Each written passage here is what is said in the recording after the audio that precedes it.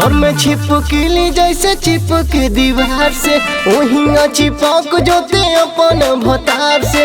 ढेर दिन पे नैहर से आइले हकार से रात भर माजा रानी लूटे दिन प्यार से। आज भर ढील दो ढोड़ी जानी छील दो। अच्छा थकल बा मिजाज हमर हो वाला फील दो।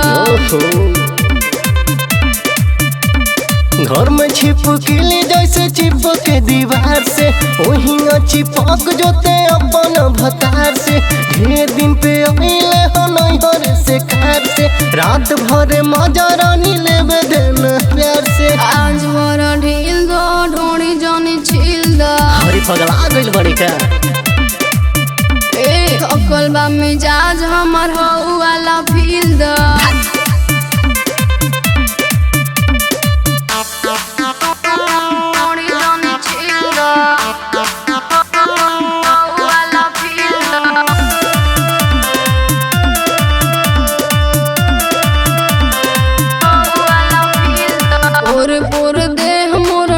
तड़े हो मान जा बोलम दम घुट तड़े हो।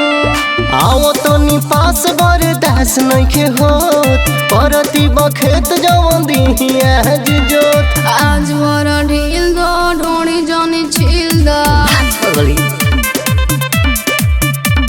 थकल बा मिजाज हमर हो वाला फील दो।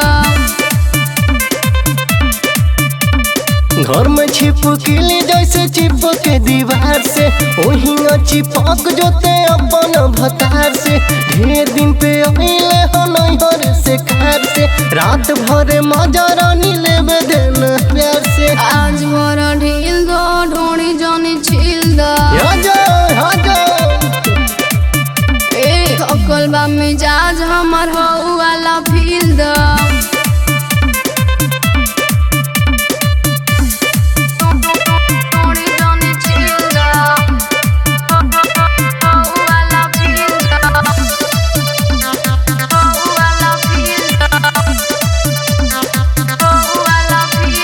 हमके मुआई के छोड़ बका हो पिंटू निषाद देह कोड़ बका हो। लगे आजा शेष मुड कही के फरेश मानी नहीं आज पवन ज्योति विशेष। आज भर ढील दो ढोड़ी जानी छील दो।